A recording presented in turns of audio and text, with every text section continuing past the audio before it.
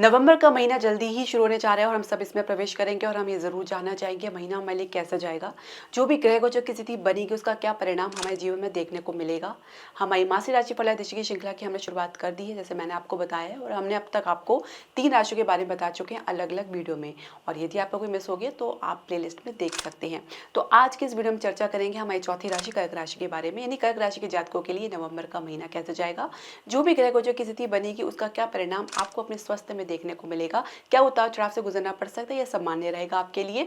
इसके अलावा शिक्षा खरीदने के लिए किस प्रकार का समय आपको देखने को मिलेगा। नवंबर का महीना क्या आपको नई अपॉर्चुनिटी मिलेगी। कुछ उसी प्रकार से हम समझेंगे कार्य क्षेत्र का माहौल, यानी जो पहले से नौकरी पेशा लोग हैं उनके लिए कैसा रहेगा नवंबर का महीना। साथ ही व्यवसाय या बिजनेस में किस प्रकार के निवेश के अवसर मिलेंगे, किस प्रकार के उतार चढ़ाव से गुजरना पड़ेगा।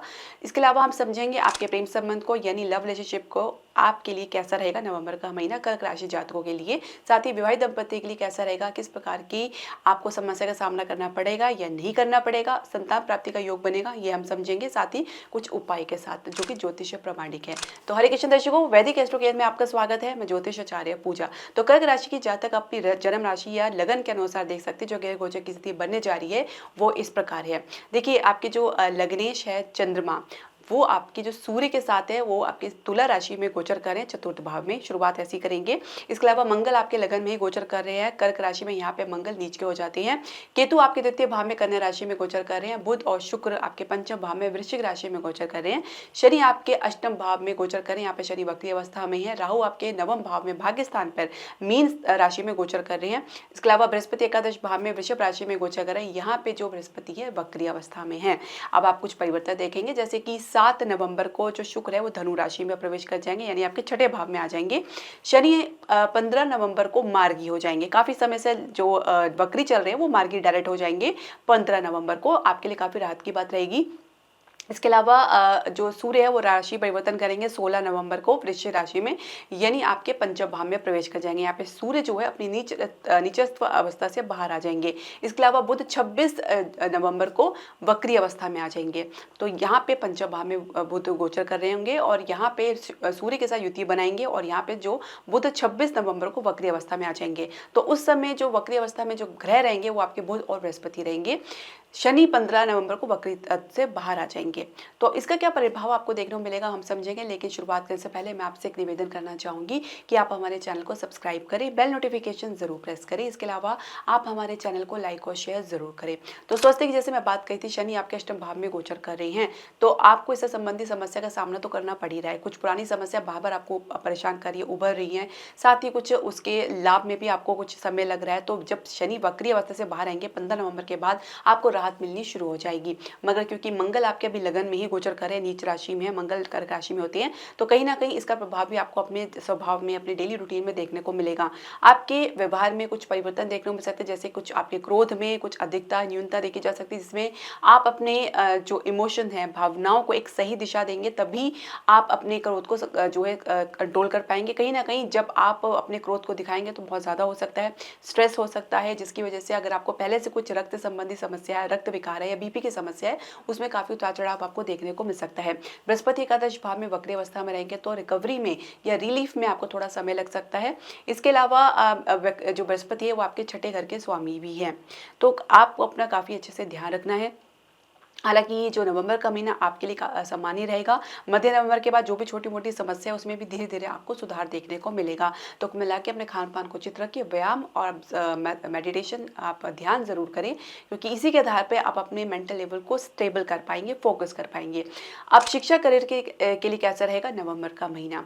देखिए, जो आपके पंचम भाव में है बुध और शुक्र गोचर कर रहे हैं, पंचमेश जो मंगल है नीचे अवस्था में लगन में ही गोचर कर रहे हैं।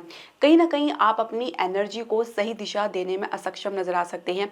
कुछ आपकी एनर्जी में भी कमी देखी जा सकती है, कुछ नकारात्मक एनर्जी में रह सकते हैं, या आपके जो आपके आत्मविश्वास में कमी देखी जा सकती है, क्योंकि अभी सूर्य भी जो है आपके नीचे अवस्था में चतुर्भाव में गोचर कर रही हैं। इसके अलावा शुक्र और बुध के साथ युति आपके पंचम भाव में बन रही है, तो कला के क्षेत्र में, डिजाइनिंग के क्षेत्र में आपका जो परफॉर्मेंस काफी बढ़िया रह सकता है। तो कुछ परिणाम प्राप्ति में थोड़ा समय या विलंब लग सकता है, लेकिन आप एक दृढ़ संकल्प के साथ चलेंगे तो आपको निश्चित तौर से सफलता देखने को मिलेगी। खासकर 15-16 नवंबर के बाद जैसे सूर्य आपके पंचम भाव में प्रवेश करेंगे तो आप ये देखेंगे कि आपके स्टेटस में आप वृद्धि देखने को मिल रही है, आत्मविश्वास में वृद्धि देखने को मिल रही है।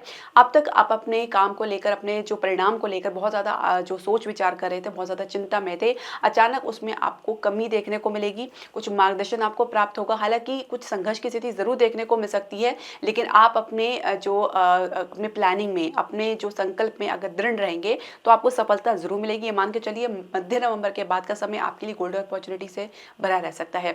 इसके अलावा अगर आप उच्च शिक्षा के लिए प्रयास करें, थोड़ा ग्राउंडेड रहें, आप अपने जिस क्षेत्र में जाना चाहते हैं वहाँ के बारे में अच्छे से स्टडी करें, उसके बारे में अच्छे से विचार करें, तभी आप प्रयास करें, क्योंकि कहीं ना कहीं आपके सोच विचार में और आपकी जो ग्राउंड रियलिटी है, वास्तविक स्थिति, उसमें काफ़ी फर्क या आपको देखने को मिल सकता है, ये कुछ डिफरेंसेस आपको देखने को मिल सकते हैं। इसके अलावा विदेश के लिए प्रयास कर रहे हैं तो शुरुआत का जो समय है वो आपके पक्ष में रहने वाला है। कुछ विदेश के लिए अगर आप पोस्ट ग्रेजुएशन के लिए या हायर स्टडीज़ के लिए आप जाना चाहते हैं तो आपकी जो सोच रहेगी, आपकी जो परफॉर्मेंस रहेगा वो आपके आशानुरूप रहेगा। तो कह सकते हैं कि आपके शिक्षा करियर के लिए समाज से काफ़ी बेहतर रहने वाला है नवंबर का महीना। अब आपके कार्य क्षेत्र का माहौल कैसा रहेगा उसे हम समझेंगे। दशमेश मंगल आपके लगन में ही गोचर कर रहे हैं, नीच अवस्था में है जैसे मैंने बताया है, और पूरे महीने इसी अवस्था में रहेंगे। तो आप अपने आसपास के माहौल से ज़्यादा प्रभावित होते नजर आ सकते हैं, और जिसकी वजह से आपके काम भी प्रभावित हो सकता है। परफॉर्मेंस में कमी देखी जा सकती है, कुछ काम के आपको अनुरूप परिणाम ना मिलने की वजह से भी कुछ इस प्रकार की समस्या देखी जा सकती है, जहाँ पे आप अपनी गुस्सा और फ्रस्ट्रेशन दूसरों पर निकाल सकते हैं। इसके अलावा अपने काम में थोड़ी सी लापरवाही आपके भीतर देखी जा सकती है। हालांकि शनि अष्टम भाव में बैठ के ये दृष्टि, जो तीसरी दृष्टि पड़ रही है, आपके दशम भाव में पड़ रही है और यहाँ पे वक्री अवस्था में है। काम में ढिलाईपन या काम में रुकावट, अवरोध लगातार जो अब तक आप देखने को मिल रहे थे, 15 नवंबर के बाद जैसे ही शनि आपकी वक्री अवस्था से बाहर निकलेंगे उसमें काफ़ी कमी आपको देखने को मिलेगी। तो ऐसे में आप अपने काम में जो भी आप जो समस्या झेल रहे थे उसमें बहुत आपको राहत देखने को मिलेगी, काम में गति आएगी, काम जो अटके हुए हैं वो बनना शुरू होंगे, जो अवरोध आ रहे हैं वो दूर होना शुरू होंगे। तो इस प्रकार आप देखेंगे आपको अपने काम में कुछ गति मिल रही है, लेकिन परिणाम के लिए फिर भी आपको थोड़ा सा संघर्ष या आपको विलंब देखने को मिल सकता है, क्योंकि जो बृहस्पति एकादश भाव में वक्री अवस्था में, आप जो एकादश के स्वामी है शुक्र आपके पंचम भाव में बैठे हैं, आपकी प्लानिंग बहुत सही सटीक रहेगी, आपकी जो सोचने समझने की क्षमता वो बहुत सटीक रहेगी, वो उत्तम रहेगी। साथ ही आप जो निर्णय ले रहे हैं, जो आप अपनी तरफ से सलाह या परामर्श दे रहे हैं, तो वो भी कारगर साबित होंगे। तो आपकी परफॉर्मेंस में कोई कमी देखने को नहीं मिलेगी। अगर परिणाम आशानुरूप नहीं मिल पा रहा है तो आपको निराश हताश होने की आवश्यकता नहीं है, कुछ समय लगेगा लेकिन आपको अपने आशानुरूप जो परिणाम है जरूर देखने को मिलेगा। आप कहीं भी किस प्रकार से डिस्ट्रैक्ट हो रहे हैं तो उसको आप अच्छे से उसके ऊपर अच्छे से वर्क करें, उस पर अच्छे से काम करें, अपने फोकस को बना के रखें। साथ ही अपने आसपास के सहकर्मियों के जो व्यवहार से यदि आप आहत हैं या उनकी वजह से थोड़ा परेशान हैं तो उन पर ज़्यादा आप ध्यान ना दें, बल्कि आप अपनी सारी एनर्जी अपने काम के और उसके परिणाम में लगाएं तो ज़्यादा बेहतर रहेगा। नई जॉब के लिए प्रयास करें तो कुछ आपको कई प्रयास के बाद कुछ सफलता मिलती नजर आ रही है। हालांकि मध्य नवंबर के बाद कुछ आप देखेंगे कि आपके आत्मविश्वास में, आपकी परफॉर्मेंस में अच्छी इंप्रूवमेंट देखने को मिलेगी। इसके अलावा अगर आप प्रमोशन या ग्रोथ के लिए प्रयास करें तो आप लगे रहें, कुछ समय लगेगा लेकिन आपको अपने आशानुरूप परिणाम जरूर देखने को मिलेगा, कुछ समय जरूर लग सकता है। इसके अलावा अगर आपको पहले से कुछ आपको ग्रोथ के लिए कहा गया है तो उसमें कुछ आपको अगर मिल भी रहा है तो कुछ कहीं ना कहीं कुछ आपको असंतोष देखने को मिल सकता है या असंतुष्टि की भावना देखने को मिल सकती है, कुछ कमतर में भी आपको संतोष करना पड़ सकता है। इसके अलावा व्यवसाय और बिजनेस के लिए कैसा रहेगा नवंबर का महीना कर्क राशि के जातकों के लिए? तो देखिए, सप्तमेश जो है बृहस्पति आपके एकादश भाव, माफ कीजिएगा, आपके जो सप्तमेश शनि आपके अष्टम भाव में गोचर कर रही है। यहाँ पे शनि वक्री अवस्था में, लंबे समय से आप अपने व्यवसाय को लेकर बहुत ज्यादा परेशानी उठा रहे हैं, समस्या का सामना कर रहे हैं, अचानक गिरावट देखने को मिल रही है, सुस्तीपन देखने को मिल रहा है, कुछ गति नहीं है आपको देखने को मिल रही है, ज्यादा आपको गतिरोध आपको देखने को मिल रहा है। लेकिन अभी जो समय है अब आपके अनुकूल बनेगा, आपके जो व्यवसाय में जो गति है, जो गति की कमी थी वो दूर होती नजर आएगी। 15 नवंबर के बाद धीरे धीरे आपके व्यवसाय में गति आपको देखने को मिलेगी, जो अवरोध है या जो ऑब्स्टेकल्स है उसमें भी आपको कमी देखने को मिलेगी। लेकिन फिर भी चूंकि शनि आपके अष्टम भाव में गोचर कर रही हैं तो आप कह सकते हैं कि कुछ आप सोच समझकर रिस्की वाले प्रोजेक्ट पर अपना निवेश करें, कुछ गिरावट भी देखने को मिल सकती है। इसके अलावा आपको शनि जो है एक लंबे प्रोजेक्ट में भी आपका दिलचस्पी बनाए रख सकते हैं, जिसमें आपको दूरगामी परिणाम देखने को मिल सकता है। शेयर मार्केट में थोड़ी सी आपको 15 नवंबर के बाद या कह सकते हैं 16 नवंबर के बाद ही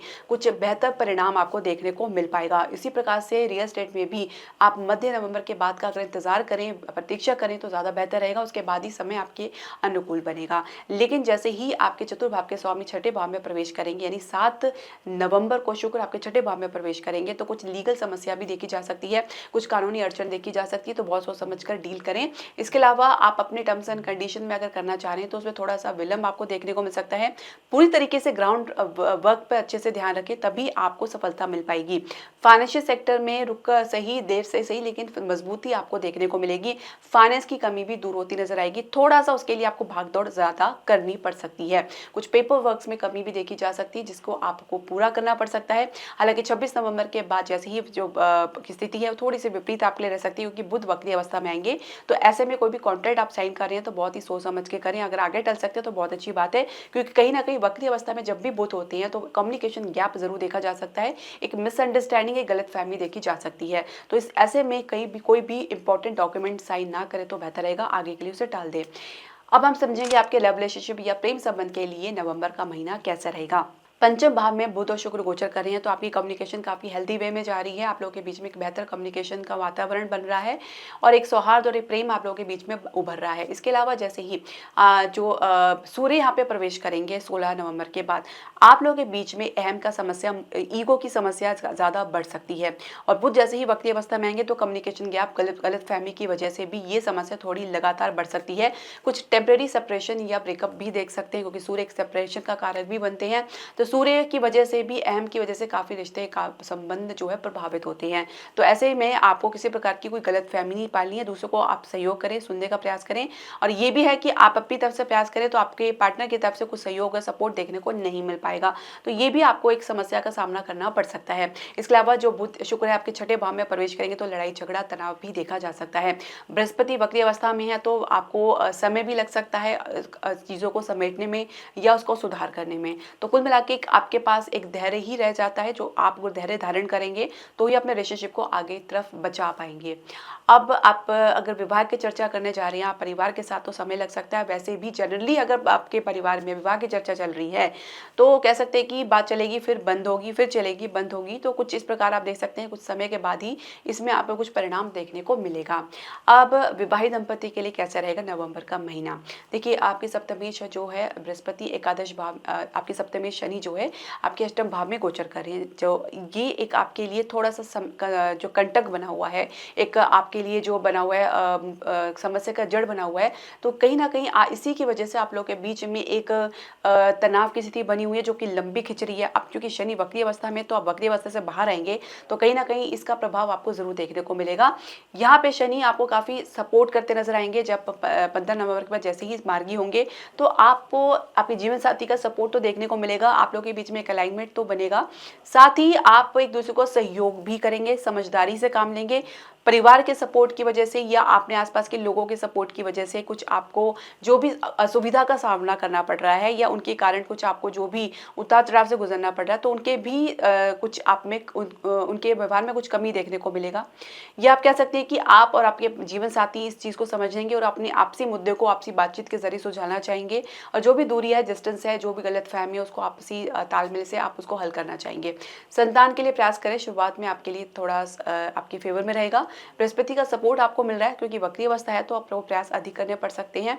इसके अलावा जैसे ही जो आपके सूर्य यहाँ पे प्रवेश करेंगे और बुध यहाँ पे वक्री अवस्था में आएंगे, पर पंचमेश जो कि नीच अवस्था में है, तो कहीं ना कहीं थोड़े दिक्कतों का सामना करना पड़ सकता है। आप अपने प्रयास में सफल रहेंगे यदि आपके भीतर एक प्रकार से कह सकते हैं कि एक कांस्टेंट प्रैक्टिस अगर आप कर रहे हैं, प्रोसेसिंग में लगे हुए हैं, लगातार प्रयास कर रहे हैं, तो आप देखेंगे कि आपको सफलता जरूर मिलेगी। थोड़ा सा आपको एनर्जी अपनी पॉजिटिव रखनी है, उसको हाई रखनी है। कहीं ना कहीं हताश होकर बहुत जल्दी गिव अप कर देते हैं, बहुत जल्दी छोड़ देते हैं, स्थिति परिस्थिति के आगे आप विवश होकर उनके आगे सरेंडर कर देते हैं, आत्मसमर्पण कर देते हैं। तो ऐसा आप करने से आपको बचना होगा। जीवन में कभी भी उतार चढ़ाव से अगर आप गुजर रहे हैं तो आत्मसमर्पण करना या सरेंडर करना एक हल नहीं होता है। कभी कभी आपको हिम्मत से काम लेना पड़ता है, और जब आप पॉजिटिवली सोचते हैं तो बहुत से रास्ते आपके लिए खुलते हैं। तो ये आपको समझना होगा। संतान से भी आपको अच्छा अनुभव प्राप्त होगा, संतान से सहयोग प्राप्त होगा। इसके अलावा अगर हम चर्चा करें ज्योतिषीय प्रमाणिक उपाय की, तो देखिए आपको सप्तमेश का उपाय लगातार करना है। शनि संबंधी वस्तु का दान आपको प्रत्येक शनिवार को करना है और हो सके तो मंगल की मजबूती के लिए शनिवार को ही सुंदरकांड का पाठ करें, तो इससे आपके शनि और मंगल दोनों ही कंट्रोल होंगे। इसके अलावा आप चाहें तो आप शुक्र का भी उपाय कर सकते हैं। यदि आप चाह रहे हैं कि आपके प्रेम संबंध में सौहार्द बना रहे, जीवन साथी के साथ संबंध अच्छे रहे, व्यवसाय अच्छा बने रहे और आपकी आर्थिक तंगी दूर हो, तो आप श्री सूक्त का पाठ नित्य कर सकते हैं। वो शुक्रवार को मीठा शरबत भी आप दान कर सकते हैं, तो ये भी एक अच्छा उपाय है। आप अपनी सामर्थ्य के अनुसार कर सकते हैं। जो भी उपाय श्रद्धा विश्वास के साथ करें, इसका उचित परिणाम आपको समय आने पर जरूर मिलेगा और अपने मन में धैर्य जरूर धारण करें। तो दर्शकों, आपके जो भी प्रश्न, सजेशन या राय है, आप हमारे कमेंट बॉक्स में जरूर डालें। हरे कृष्णा।